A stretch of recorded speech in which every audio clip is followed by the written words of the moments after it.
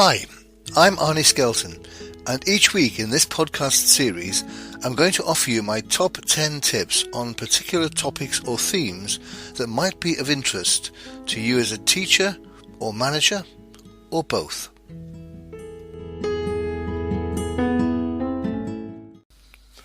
Hi, and welcome to this week's podcast, and the top 10 tips for this week are all about effective meetings. So, let's get on with them. Tip number 1. There are really 3 key variables that make any meeting more or less effective, and they are the way the meeting is organised, the role and capabilities of the chair, and the behaviour of the individual members. And I have a questionnaire which I'll tell you about at the end of this podcast, which identifies, I think, 33 variables that make a difference to any meeting, and you can use that to check out any particular meeting that you regularly hold to see where its effectiveness or otherwise occurs. And it's quite clear from the evidence of any meetings I've been to or observed or helped train and develop that one of those 3 key variables is more significant than the others, and it is the behaviour of its members. For example, imagine that you have a choice between 2 meetings. The first meeting is that it's brilliantly organised, everything is laid on, it's run at appropriate times, there's a clear agenda, and so on. But the behaviour of its members is really poor. The alternative is that the meeting isn't particularly well organised, there's no clear agenda, people aren't sure what time it finishes, and so on. But everybody in that meeting is committed to doing a good job in that meeting and behaving well in that meeting. If you had to choose between those 2 types of meetings, which would you prefer? Which would you choose? And the chances are you choose the second. It's the behaviour of its members that's decisive. And of course, that's what makes the role of the chair easy or difficult. If members of the meeting behave well, then the role of the chair is fairly straightforward. If they don't behave well, then it's a bit of a nightmare. So tip number 1 is be clear that it's about the behaviour of the members of that meeting that makes the meeting more or less effective. Tip number 2, work out the timings that matter for any meeting. And this is really about maths, but don't let that put you off. It's fairly straightforward and I think quite interesting. And what you need to do is either imagine or draw on a piece of paper a triangle. And the 3 points of the triangle have different headings.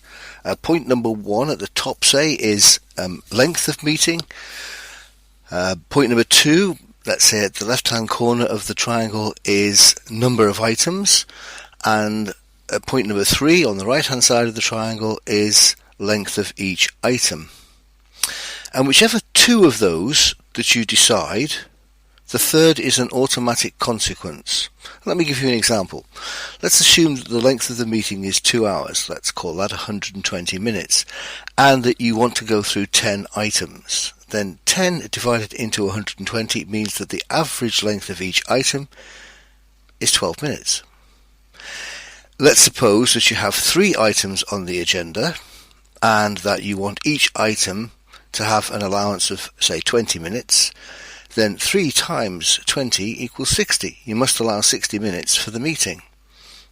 And if you decided that you wanted, let's say, 120 minutes for the meeting, 2 hours, and that you wanted to give 15 minutes to each item, then you divide 15 into 120, which isn't a particularly good number to do, but you're looking at something like 7 or 8 items.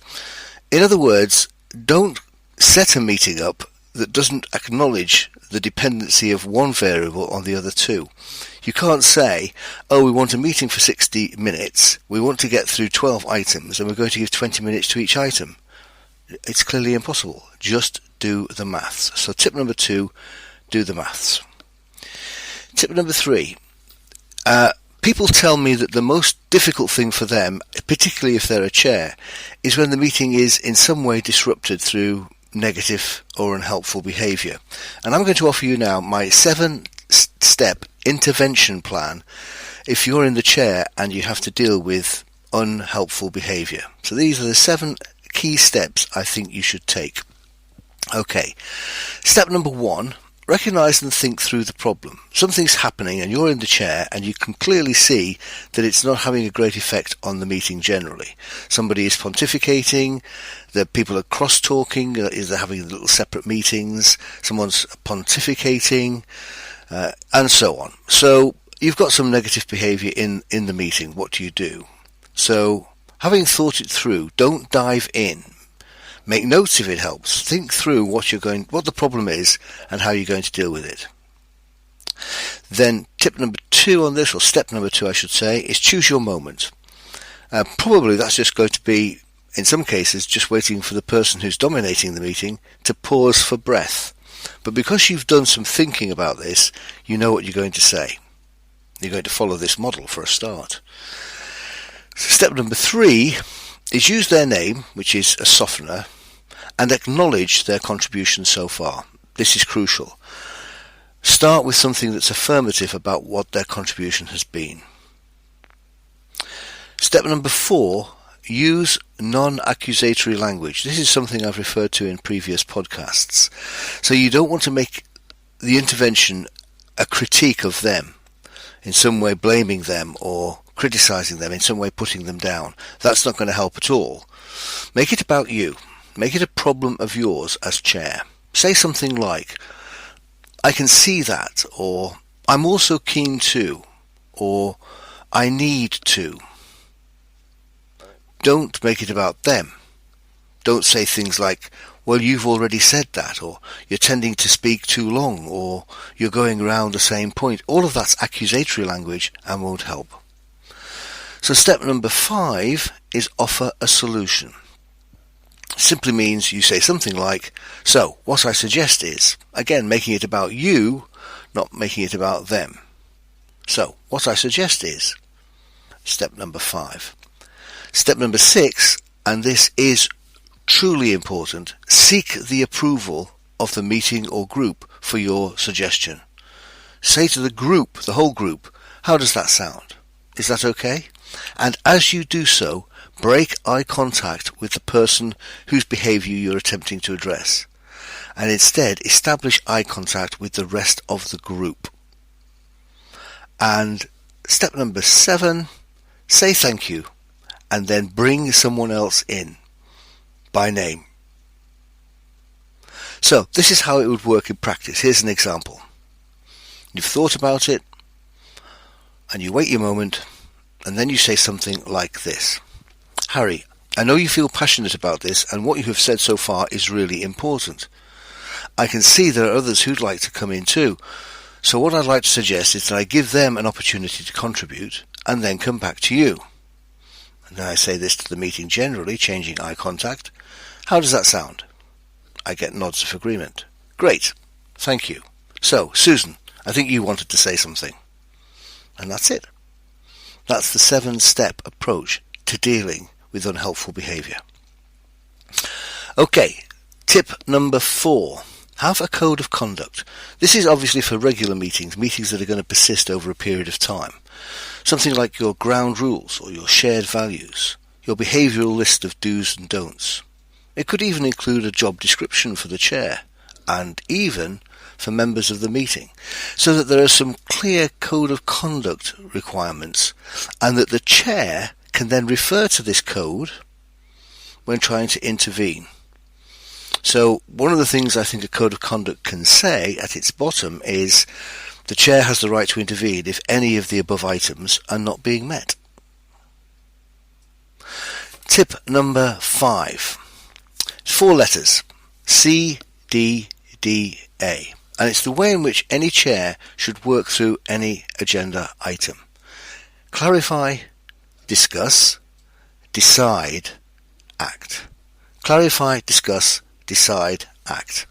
It's a really useful structure for discussing any agenda item. Firstly, clarify. Is everyone clear why this item is on the agenda?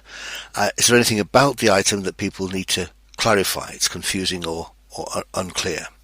So that's the role of the chair, to make sure everyone is on board and understands why we're talking about this item. Then open the discussion. Have a general discussion about the item.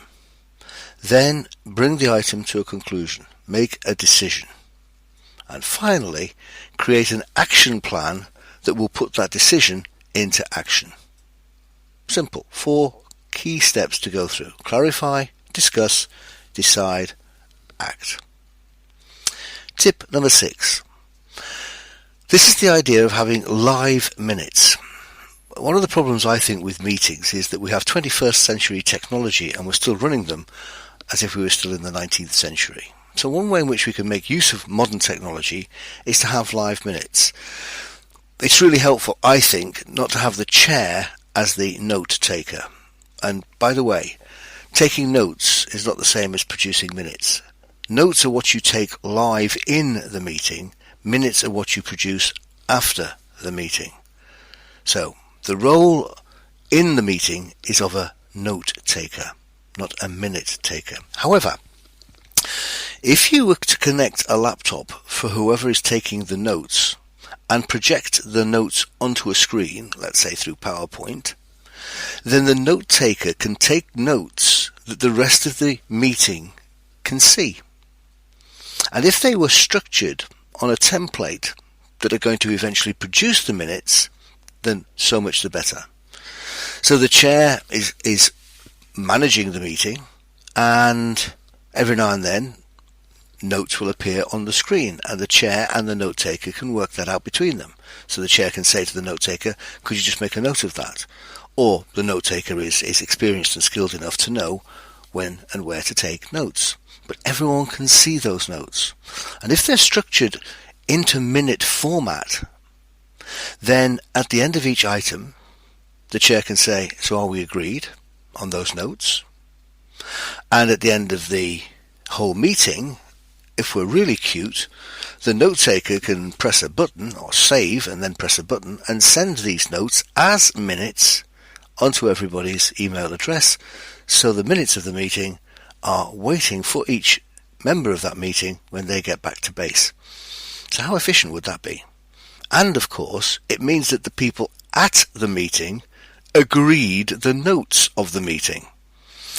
Very often we have in typical meetings a first item on the agenda which is minutes of previous meeting, and people are asked to confirm those minutes, and yet several of the people who were at the previous meeting are not at this meeting, and people who are at this meeting were not at the meeting which the minutes refer to.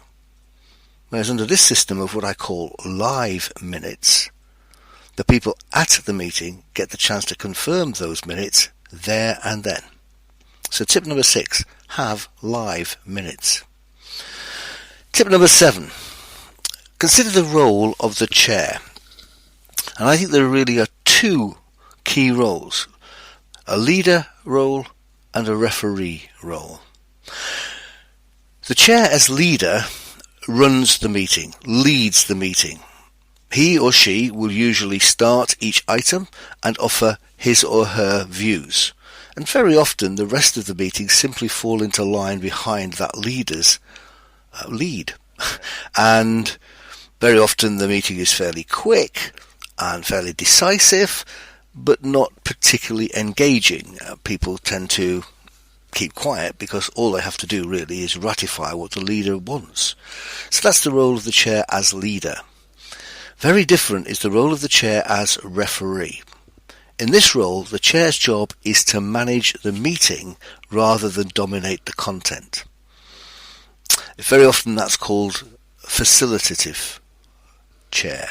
A chair who is facilitating the meeting, not necessarily leading it.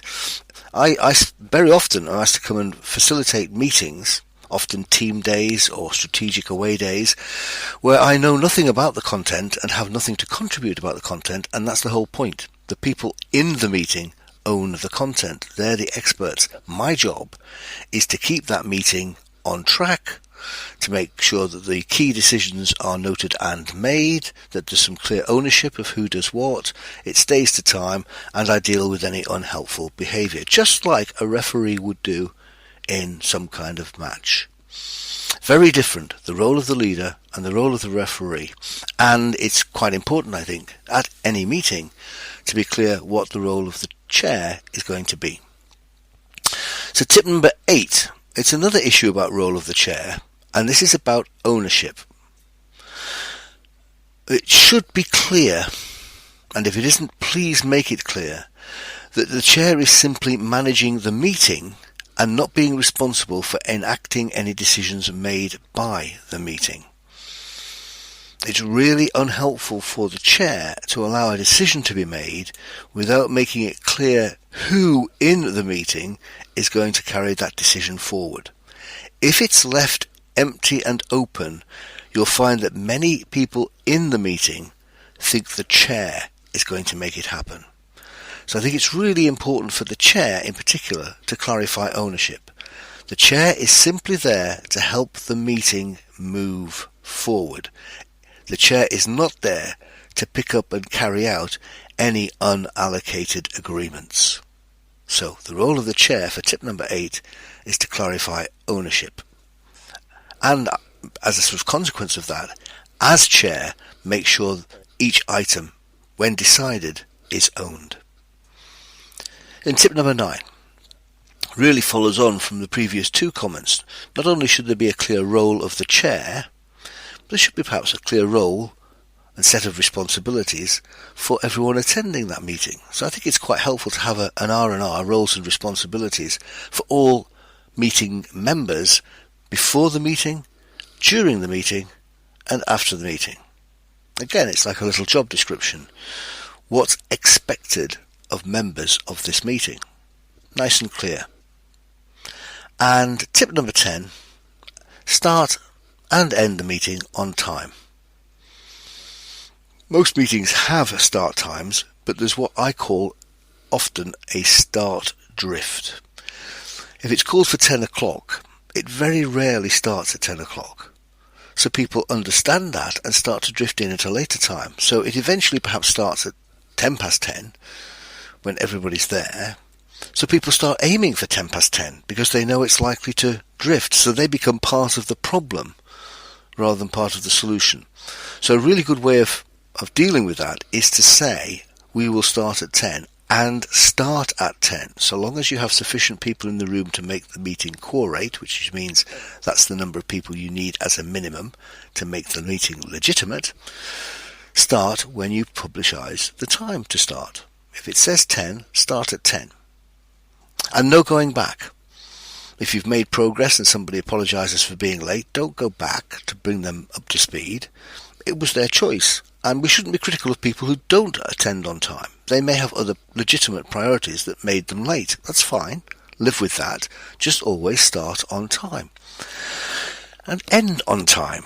And that, of course, assumes you have got an end time. Still, this day and age, people will call a meeting for a particular time with no end time, which makes it very, very unfair on any meeting member who can't then decide when next to put something in their diary. So have a start time that's real, have a finish time that's real, and have timed agenda items. As you send out or prepare your agenda list, after each item put a number in brackets which indicates the likeliest or preferred time allocated to each item. Now, you don't want to get too precious about this. That's just an indication, not a requirement. But if you say the item is a 10-minute item, it sets that expectation in people's minds. So the likeliest time allowed will be 10 minutes. People have that as a way of shaping their mental furniture. They think, all right, it's a 10-minute item, that's what I expect, so that's the most likely time that will be taken. If there's no time against each agenda item, people have no clue as to how long this item has been given. So put a timing against each item throughout the agenda. So start on time, end on time, and have timed agenda items. So that's it. Let me just quickly recap the top 10. Tip number 1, there are 3 key variables, and the one that's decisive is the behaviour of its members. Tip number 2, do the maths. Tip number 3, use the 7-step approach for addressing poor behaviours. Tip number 4, have a code of conduct. Tip number 5, for each agenda item use CDDA, clarify, discuss, decide and act. Tip number 6, have live minutes. Tip number 7, clarify the role of the chair as to whether they are a leader or a referee. Tip number 8, clarify ownership from the role of the chair. Make sure each decision is owned. Tip number 9, have clear roles and responsibility for all members before, during and after each meeting. And tip number 10, start on time, end on time, and have timed agenda items. So that's it. I mentioned at the beginning of this podcast that I have a questionnaire that help you assess whether the meeting is particularly strong or otherwise. And if you'd like a copy of that questionnaire, then just email me at Arnie Skelton, all one string, ARNIE SKELTON, Arnie Skelton at etduk.co.uk. And to request any further information from me, then contact me via my personal website, which is www.arnieskelton.co.uk. That's www.arnieskelton.co.uk. Thanks for listening. Bye for now.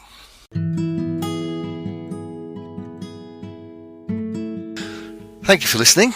If you've enjoyed this podcast, make sure you subscribe.